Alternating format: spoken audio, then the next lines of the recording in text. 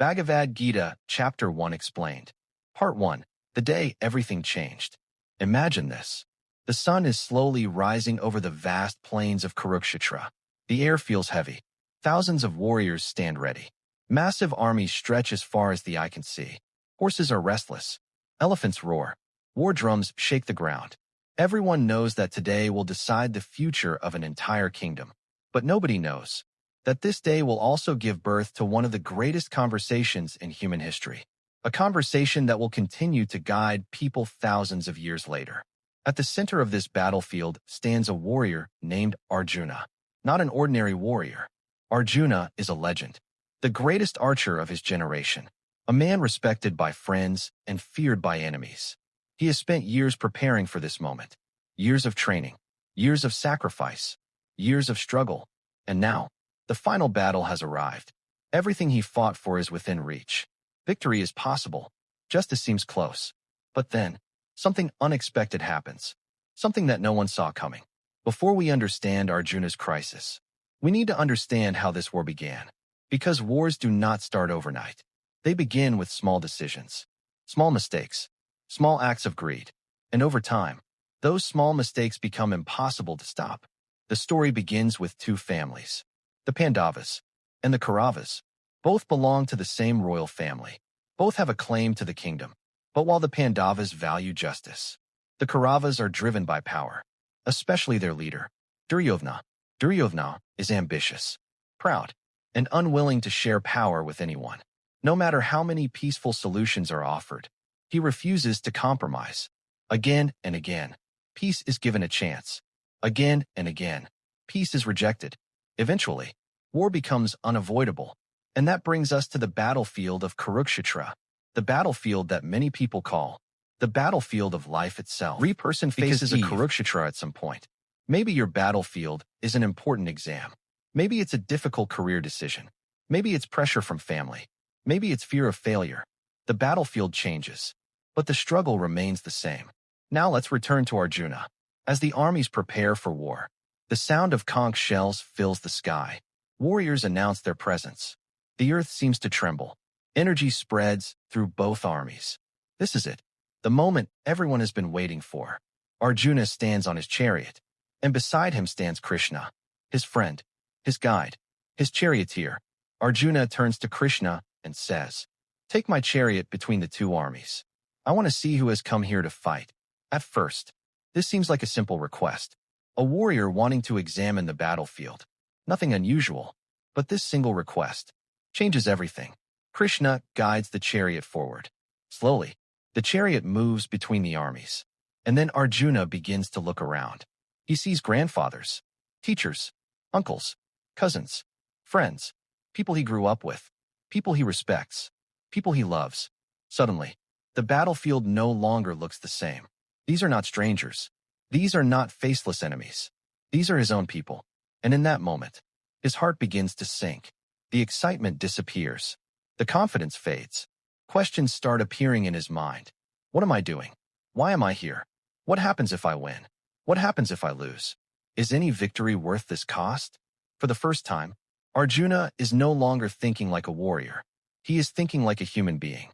And that's why this story is so powerful. Because every person eventually reaches a moment where logic and emotion collide. A moment where the right path is not obvious. A moment where the mind becomes confused. And that is exactly where Arjuna now stands. The greatest warrior in the world, frozen by doubt. What happens next will change his life forever. And perhaps, it might change yours too. Part 2. When fear takes control. Arjuna's eyes move slowly across the battlefield. Everywhere he looks, he sees familiar faces. The teacher who trained him, the grandfather who protected him, the relatives who watched him grow up, the friends who once stood beside him. And now, all of them are standing on opposite sides, ready to fight, ready to kill, ready to die. At that moment, something inside Arjuna begins to break. His breathing becomes heavy. His thoughts become chaotic. His confidence starts disappearing. And then, he speaks, not as a warrior, not as a hero, but as a confused human being.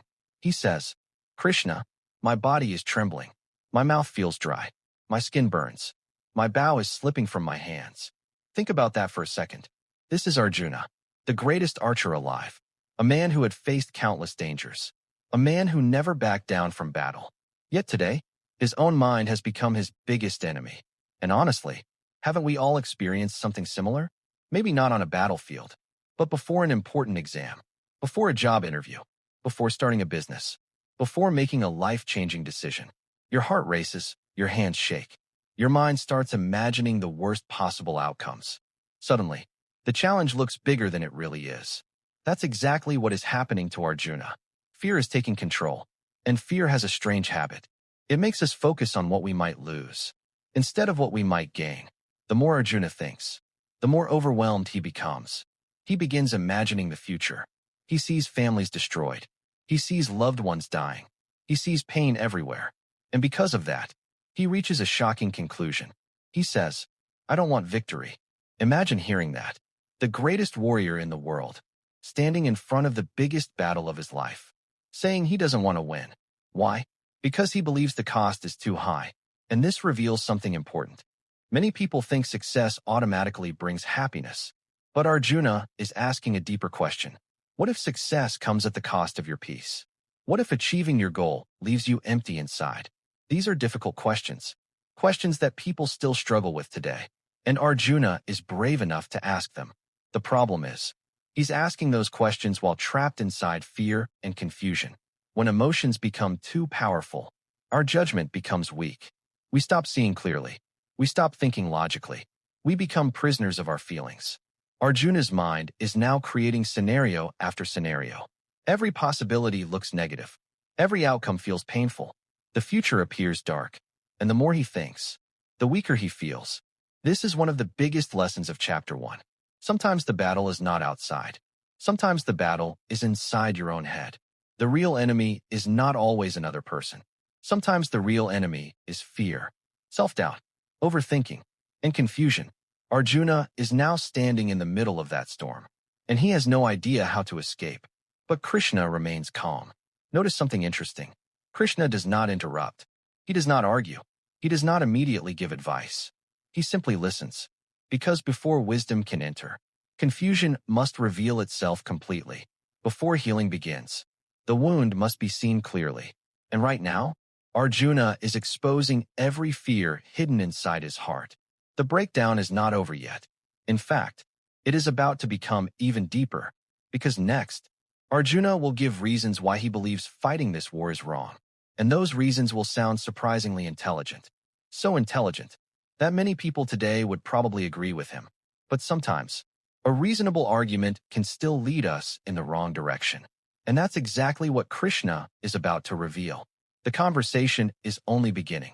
The greatest life lesson in history is getting closer. Part 3.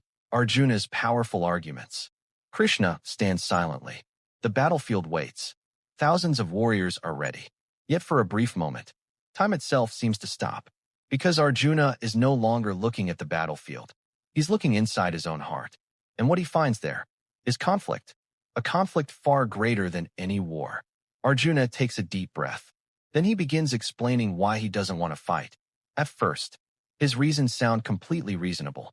In fact, many people listening today would probably agree with him. Arjuna says, Krishna, what is the point of winning a kingdom if the people I love are no longer alive to enjoy it with me? Think about that. It's a powerful question. What's the value of success if you have nobody to share it with? What's the value of achievement if it destroys the relationships that matter most? Arjuna looks across the battlefield. He sees teachers, family members, friends, and he asks himself, if they die, what exactly am I fighting for? This isn't cowardice. It's compassion. At least that's what it seems like. But here's where things become interesting. Sometimes compassion can be mixed with fear. Sometimes kindness can be mixed with avoidance. And sometimes, what looks like wisdom is actually confusion wearing a disguise. Arjuna doesn't realize it yet, but his mind is beginning to create excuses. Very intelligent excuses. Very emotional excuses. Very convincing excuses. And that's dangerous. Because the most dangerous lies are not the obvious ones. The most dangerous lies are the ones we tell ourselves. Have you ever noticed that? When we don't want to do something difficult, our mind becomes extremely creative. Suddenly, we find dozens of reasons to avoid action. We call it being practical. We call it being careful. But deep down, sometimes we're simply afraid. Arjuna continues. He says, even if we win this war, families will be destroyed. Traditions will disappear. Future generations will suffer. Again, this sounds reasonable, and in many ways, it is. Arjuna is thinking beyond himself. He's thinking about society. He's thinking about consequences. He's thinking about the future. But Krishna can see something Arjuna cannot. He can see that Arjuna's thinking is being controlled by emotion. Imagine trying to drive through a storm with a fogged-up windshield. The road is still there, but you can't see it clearly. That's exactly what's happening to Arjuna. His emotions have fogged up his vision, and because of that, he can no longer recognize his duty. Now let's pause for a moment, because this lesson applies to every one of us. How many opportunities have people lost because fear looked like logic? How many dreams have been abandoned because doubts sounded reasonable? How many goals have been ignored because the mind created convincing excuses? It happens every day. A person wants to start a business, but then the mind says, what if I fail?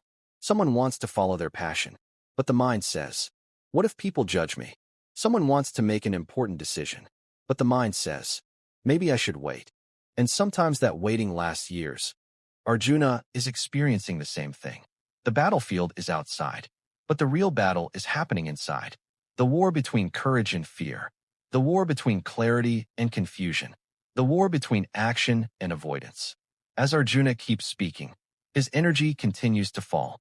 His confidence continues to disappear. The hero who once inspired armies can barely inspire himself. And then, he reaches a breaking point. A moment so powerful that it changes everything. A moment where he stops acting like a warrior completely. A moment where he finally gives up. And when that happens, Krishna will finally begin to speak. The wisdom of the Bhagavad Gita is almost here. But first, Arjuna must reach the bottom of his despair. Because sometimes, the greatest transformation begins at the lowest point of our lives. Part 4. The warrior gives up. Arjuna has said everything that was in his heart. Every fear, every doubt, every argument, every emotion. The battlefield remains silent. The wind moves across the plains of Kurukshetra. Thousands of warriors wait. But Arjuna's world is collapsing. The man who once stood fearless against impossible odds now feels completely defeated. And here's the strange thing. The battle hasn't even started yet. No arrows have been fired. No swords have clashed. No blood has been spilled. Yet Arjuna already feels broken. Why? Because mental battles are often harder than physical battles. A physical enemy stands in front of you. A mental enemy lives inside you. And Arjuna is fighting an army of thoughts. Fear, guilt, confusion, attachment, self-doubt, one after another. They attack his mind. And eventually, his strength begins to disappear. His shoulders feel heavy. His breathing slows. The fire inside him grows weaker.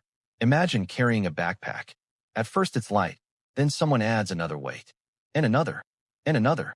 Eventually, the weight becomes impossible to carry. That's exactly what happened to Arjuna. His mind became overloaded. And when the mind becomes overloaded, even the strongest people can collapse. This is why Chapter 1 is so important. Because it reminds us that even heroes struggle. Even great leaders feel fear. Even strong people have moments of weakness. Many people think strength means never feeling afraid. But that's not true. Real strength means facing fear honestly. And right now, Arjuna is being completely honest. He's not pretending to be brave. He's not hiding his emotions. He's showing them openly. That honesty will eventually save him. But first, he must experience the full depth of his crisis. Arjuna looks one final time across the battlefield. He sees loved ones everywhere. The thought of fighting them becomes unbearable. And then, he reaches his decision. A decision that shocks everyone. He says, I will not fight. Just like that. The greatest warrior on the battlefield refuses to battle. Imagine the impact of those words. Entire armies are waiting. History is waiting. Destiny is waiting. And Arjuna says, no. At that moment, his famous bow slips from his hands. The mighty Gandiva. The bow that helped him win countless victories. The weapon feared by enemies across the land. Now it hangs uselessly at his side. Because the problem was never the weapon. The problem was the mind holding it. And that's a lesson many people miss. Your skills are useless if your mind is defeated. Your talent is useless if your confidence disappears. Your opportunities mean nothing if fear controls your decisions. The battle is always won in the mind first. Arjuna's mind has surrendered, and because of that, his body follows. He slowly sits down inside the chariot. The warrior who once stood tall now sits in despair. His eyes are filled with sadness. His heart is filled with confusion. His future feels uncertain. For a moment, everything seems lost. And if the story ended here, it would be one of the saddest moments in history. A hero defeated by his own emotions. A warrior unable to fulfill his purpose. A man trapped by fear. But thankfully, the story does not end here, in fact. It is only beginning. Because sitting beside Arjuna is Krishna. Calm, silent, patient. Notice something incredible. Krishna has listened to everything. He has heard every argument, every fear, every excuse, every doubt. And still, he remains completely peaceful. Why? Because Krishna understands something Arjuna does not. He understands that confusion is temporary. Fear is temporary. Despair is temporary. A storm can cover the sky, but it cannot destroy the sun. The sun is still there, hidden behind the clouds. And in the same way, Arjuna's wisdom has not disappeared. It is simply hidden behind confusion. Krishna knows this. That's why he waits. That's why he listens. That's why he does not rush. Because the greatest teachers know that timing matters. And now, the time has finally come. Arjuna has emptied his heart. His resistance is gone. His pride is gone. His certainty is gone. For the first time, he is ready to learn. And when a student is truly ready, wisdom arrives. The silence on the battlefield grows deeper. The moment feels almost magical. One chapter is ending. Another is about to begin. A chapter that will transform not only Arjuna's life, but the lives of millions of people across generations. Because in the next moment, Krishna will finally speak, and the words that follow will become one of the greatest teachings ever shared with humanity. The darkness has reached its deepest point. Now, the light is about to appear. Part 5. Krishna breaks the silence. Arjuna sits silently. His bow lies forgotten. His confidence is gone. His mind is drowning in confusion. And for a moment, the entire battlefield feels frozen. Then, Krishna speaks, not with anger, not with judgment, but with a calmness that cuts through the chaos. Imagine being completely lost. Imagine your mind being filled with fear. And then someone speaks with absolute certainty. Someone who sees the situation more clearly than you do. That's what happens now. Krishna looks at Arjuna, the greatest warrior of his age, a man who has conquered kingdoms, a man respected by kings. And yet, Krishna's first words are surprising. He basically asks, Arjuna, where has this weakness come from? Think about that. Krishna doesn't begin with comfort. He doesn't say, it's okay, Arjuna. Stay here. Avoid the problem. No, because real guidance is not always comfortable. Real guidance tells us what we need to hear, not what we want to hear. Krishna sees that Arjuna's compassion has turned into paralysis. His kindness has turned into weakness. His emotions have taken control of his judgment. And Krishna refuses to let him stay trapped there. This is an important lesson. Sometimes the people who care about us most are the people willing to challenge us, not the people who agree with everything we say, not the people who encourage our excuses, but the people who remind us of our strength when we've forgotten it. Krishna continues. He tells Arjuna that this state of mind is unworthy of him. Imagine hearing that. At first it sounds harsh, but Krishna is doing something powerful. He is reminding Arjuna of who he really is. Because fear has made Arjuna forget. Fear has shrunk his identity. Fear has convinced him that he is helpless. And Krishna is saying, that's not who you are. How often does that happen in real life? A talented person starts believing they're incapable. A strong person starts believing they're weak. A successful person starts believing they're a failure. Not because reality changed, but because their mindset changed. The mind is powerful. It can turn confidence into doubt. It can turn opportunity into fear. It can turn a warrior into a victim. Krishna understands this, and that's why he attacks the problem at its source. The mindset. Notice something important. Krishna doesn't immediately talk about war. He doesn't immediately talk about duty. First, he addresses Arjuna's thinking, because if your thinking is wrong, everything else becomes wrong. Your decisions, your actions, your future, everything begins in the mind. Modern psychology says something very similar. Your thoughts influence your emotions. Your emotions influence your actions. And your actions create your life. Thousands of years ago, Krishna was teaching the same truth. Arjuna listens, but he is still struggling. The fear has not disappeared. The confusion is still there. And honestly, change rarely happens instantly. Even when we hear good advice, our old beliefs often resist it. Arjuna wants answers. He wants certainty. He wants a reason to move forward. And now, for the first time, he stops arguing. He stops defending his fears.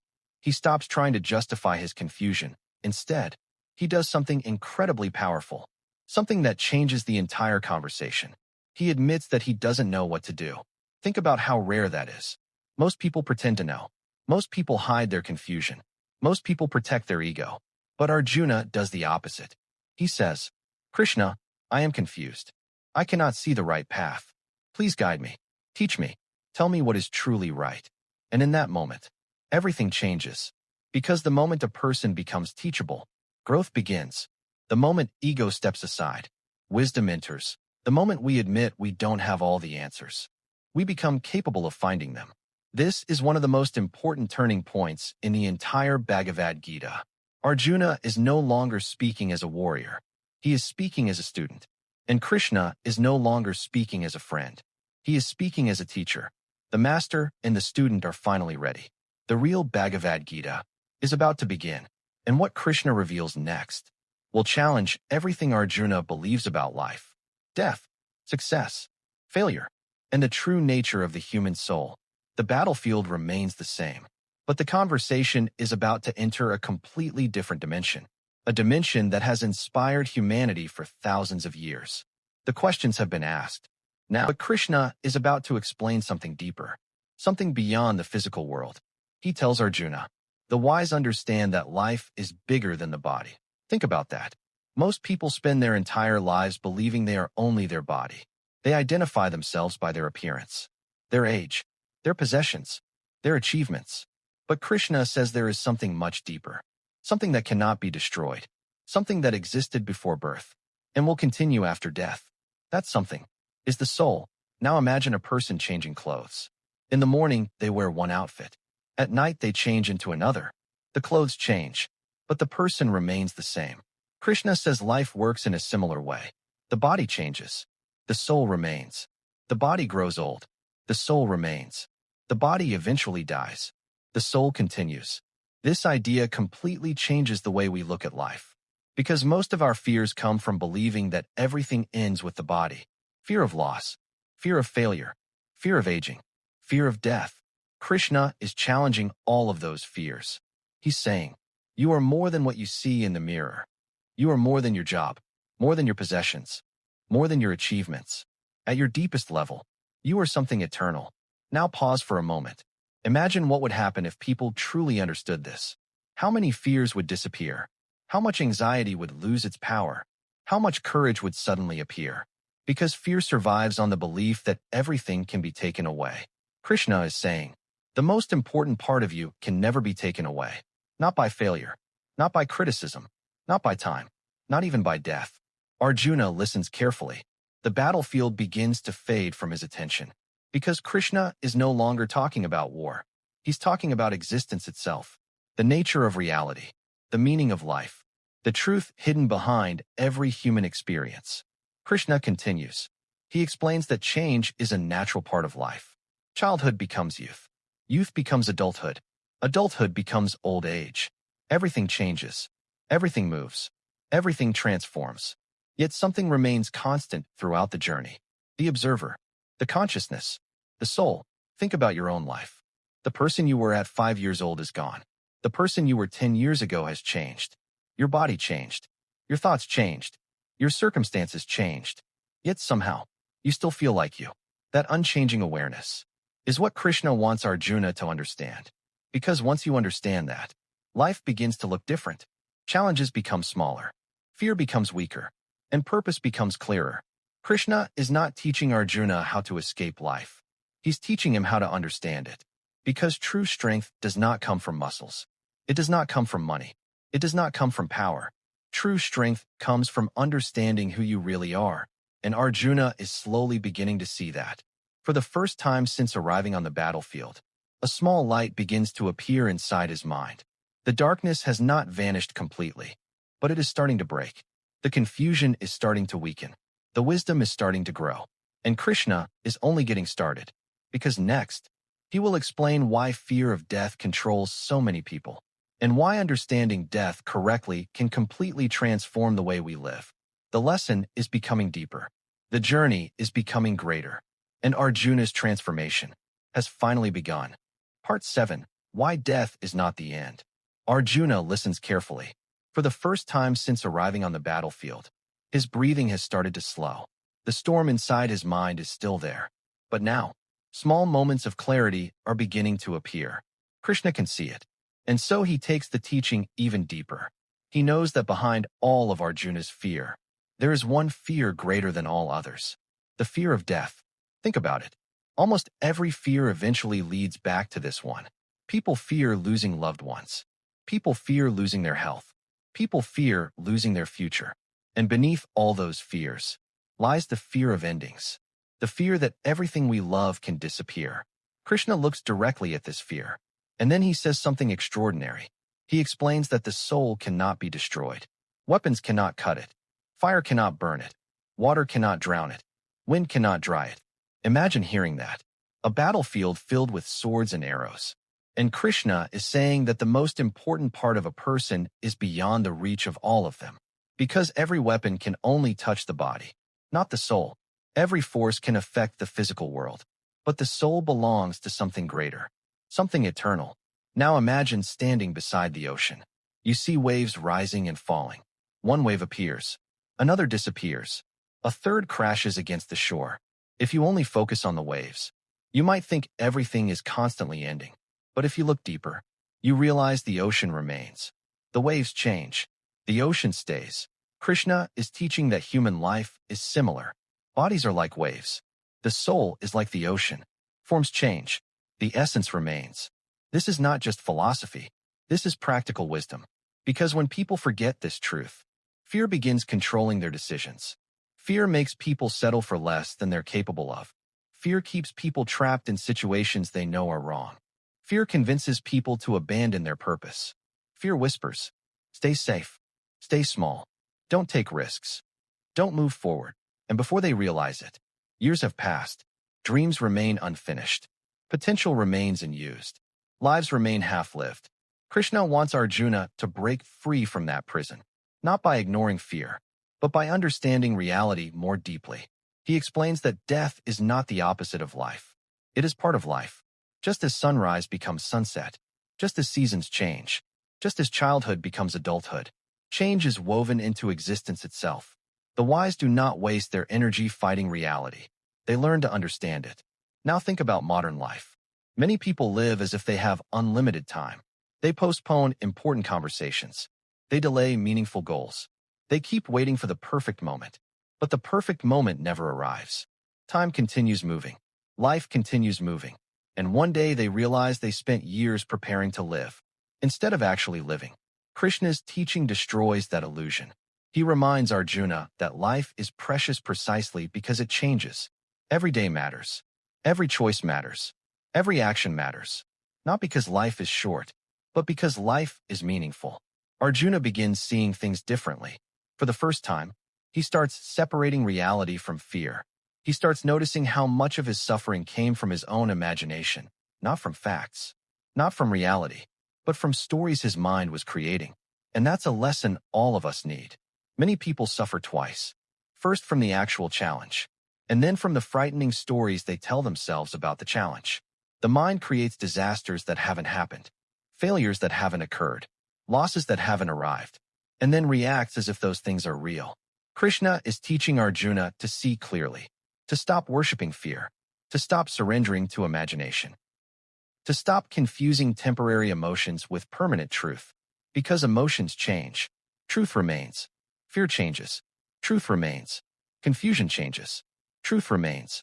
And once a person connects with truth, they become stronger than circumstances, stronger than criticism, stronger than doubt, stronger than fear. The transformation has begun.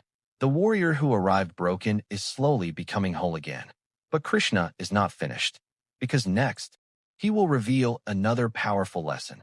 A lesson about duty. A lesson about responsibility. A lesson that will challenge the way Arjuna sees his role in the world. And it is this lesson that will begin turning him back into the warrior he was born to become. The darkness is fading.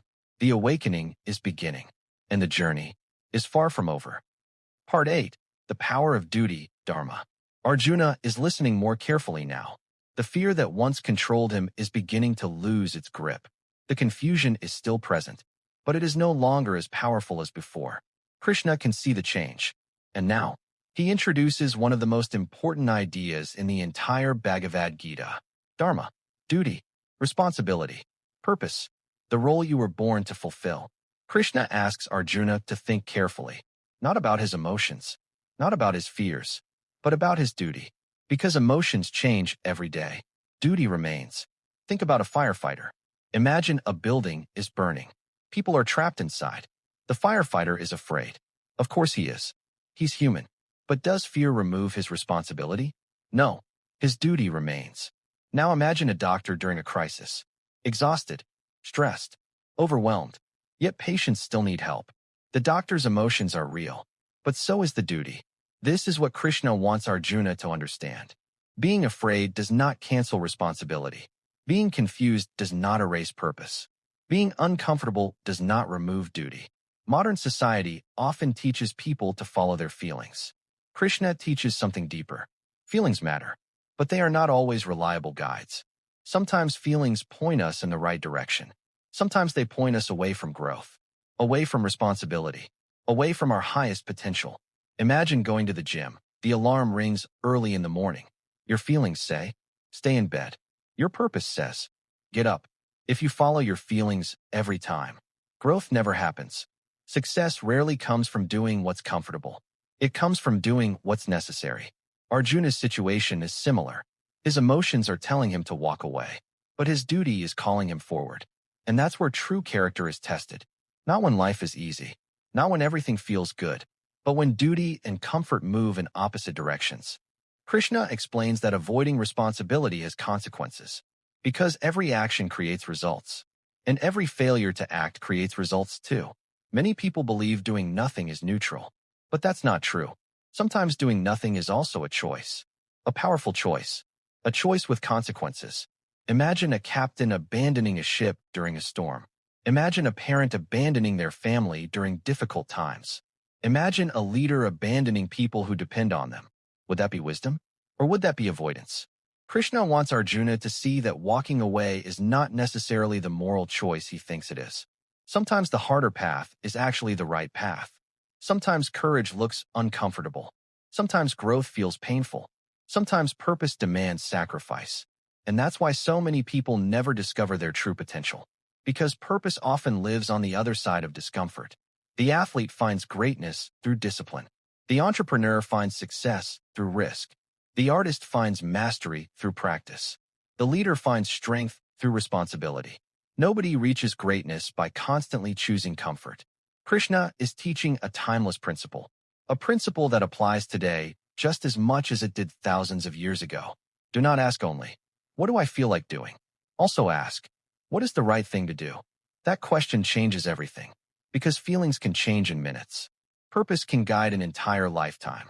Arjuna begins thinking differently. For the first time, he starts looking beyond his immediate emotions. He starts looking beyond his fear. He starts considering a bigger picture. And that's where transformation begins. Most people remain trapped because they focus only on the present discomfort. Successful people learn to focus on the future reward. They understand that temporary pain can create lasting growth. Temporary sacrifice can create lasting meaning. Temporary struggle can create lasting strength. Krishna is not asking Arjuna to become emotionless. He's asking him to become stronger than his emotions, to lead them instead of being led by them, to act from wisdom instead of fear.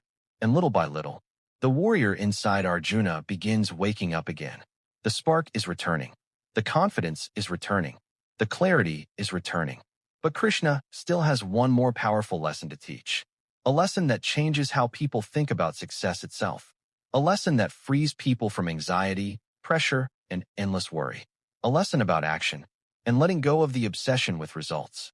And once Arjuna understands this lesson, his life will never be the same again. The transformation continues. The wisdom deepens. And the greatest teaching is still ahead. Part 9. Focus on action, not results. Arjuna is changing. The fear that once controlled him is fading. The confusion that clouded his mind is beginning to clear. But Krishna knows something important. Even if Arjuna accepts his duty, another problem still remains. The fear of failure. And honestly, this is a fear almost everyone understands. People want success. People want recognition. People want rewards. And because they become attached to those outcomes, they become anxious. They become stressed. They become afraid. Think about a student before an exam. The exam hasn't even started, yet anxiety is already taking over. Why? Because the student is imagining results. What if I fail? What if I disappoint my family? What if everyone judges me? Notice what's happening. The mind is not focused on the action. The mind is obsessed with the outcome, and that obsession creates suffering. Krishna sees the same pattern inside Arjuna. So he gives one of the most powerful teachings ever spoken, a teaching that has helped millions of people. He explains, you have control over your actions, but you do not have complete control over the results. Think about that carefully. It's simple, but it's life-changing. You can control how hard you work. You cannot fully control the outcome. You can prepare for an interview. You cannot force someone to hire you. You can build a business. You cannot control every market condition. You can train for a competition. You cannot guarantee victory. The action belongs to you. The result belongs to many factors. And that's why attaching your happiness to outcomes is dangerous. Because outcomes are never fully under your control. Krishna is teaching freedom. Freedom from unnecessary anxiety. Freedom from constant stress. Freedom from the fear of failure. Imagine two people running a race. The first person thinks only about winning. Every mistake scares him. Every obstacle frustrates him. The second person focuses on running his best race. He gives everything he has. He stays present. He stays focused. He enjoys the process. Who do you think performs better? Usually the second person. Because pressure destroys performance. Presence improves it. Krishna wants Arjuna to become that second person. Act with excellence. Act with commitment. Act with courage. But do not become a prisoner of results. This lesson applies everywhere. Students, athletes, entrepreneurs, artists, creators, parents, leaders, everyone. The modern world often teaches people to worship outcomes. Followers, money, fame, status, recognition. And because of that, many people become unhappy, even when they succeed. Because once one goal is reached, another appears, and another, and another. The chase never ends. Krishna offers a different path. Find meaning in the work itself. Find joy in giving your best. Find satisfaction in growth. Because those things are always available. They do not depend on external rewards. Imagine planting a tree. You water it, protect it, care for it, but you cannot force it to grow overnight. Growth takes time. Results take time. Nature has its own schedule. Life works the same way. Many people quit too early because they demand immediate results. They plant the seed today and expect fruit tomorrow. When that doesn't happen, they lose motivation. Krishna is teaching patience. Trust the process. Focus on the effort. Let the results arrive when they are ready. Arjuna begins understanding. For the first time, he sees that much of his suffering came from attachment. Attachment to outcomes. Attachment to expectations. Attachment to fears. And the tighter he held those things, the more pain he experienced. Krishna is not telling him to stop caring. He's telling him to stop clinging. Care deeply. Work hard. Give your best. But don't let your peace depend on things you cannot fully control. That is true freedom. That is true strength. That is true wisdom. And as these words settle into Arjuna's heart, something remarkable happens. The warrior who arrived broken is beginning to stand again. The mind that was trapped by fear is discovering clarity. The man who wanted to run away is slowly preparing to face his destiny. The transformation is becoming real. And next, Krishna will reveal the mindset of truly wise people. People who remain steady during success, steady during failure, steady during praise, steady during criticism, a state of mind so powerful that nothing in the outside world can easily disturb it. And that lesson, maybe one of the most valuable lessons of all. Part 10. The Mind of a Wise Person. Arjuna listens with complete attention. The fear that once dominated his thoughts is fading. The confusion that once controlled him is losing its power. But now a new question appears in his mind. A very important question. Arjuna asks Krishna, what does a truly wise person look like? How does such a person think? How does such a person speak? How does such a person live? Think about that question. Most people ask how to become successful. Most people ask how to become rich. Most people ask how to become famous. But Arjuna asks something deeper.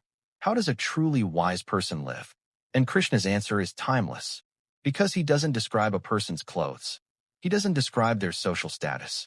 He doesn't describe their wealth. Instead, he describes their mindset. Krishna explains that a wise person is not controlled by every desire that enters their mind.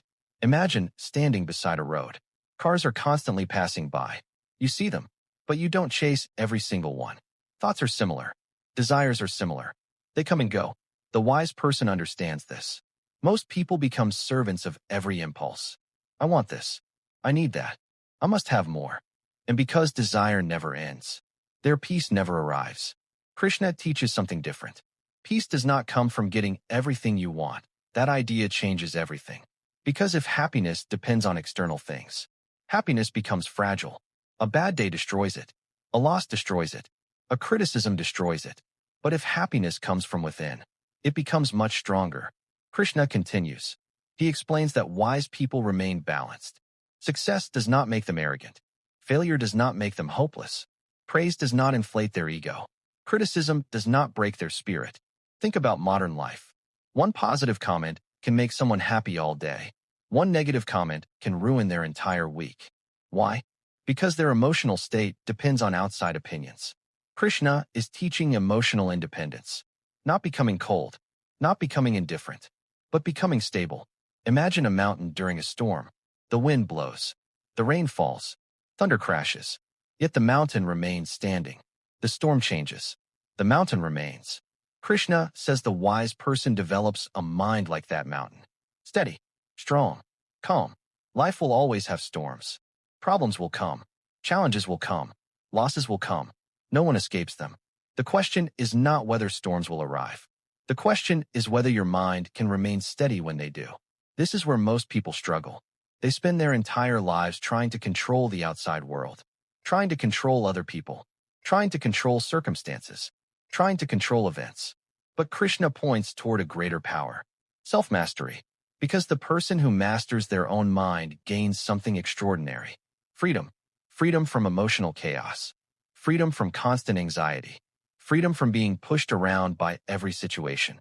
Krishna then speaks about the senses, the eyes, the ears, the tongue, the endless attractions of the world. He explains that an uncontrolled mind follows every distraction, and a distracted life rarely becomes a meaningful life. Look around today. Notifications, social media, entertainment, endless distractions competing for attention. Many people wake up distracted, spend the day distracted, and go to sleep distracted. Years pass. Potential disappears. Dreams remain unfinished. Not because they lack talent, but because they lacked focus. Krishna's teaching is more relevant today than ever. A focused mind creates power. A distracted mind creates weakness. A disciplined mind creates progress. An uncontrolled mind creates suffering. Arjuna is beginning to understand. Real victory is not only winning battles. Real victory is winning control over yourself. Anyone can defeat an opponent. Few people can defeat their own anger, their own greed, their own fear, their own ego. That is the higher victory Krishna is describing. And as Arjuna listens, something extraordinary happens. His perspective starts changing. The battlefield no longer feels like the center of reality. His inner world becomes the focus. Because he is finally learning the truth. The quality of your life depends largely on the quality of your mind. Strengthen the mind, and life becomes clearer. Master the mind, and fear becomes weaker. Understand the mind, and wisdom begins to grow. The warrior is awakening. The student is growing. The transformation is accelerating. And next, Krishna will reveal one of the greatest secrets of personal growth. The difference between reacting to life and responding to life with wisdom. A lesson that can completely change how people handle anger, stress, criticism, and pressure. The journey continues, and the wisdom grows deeper with every step.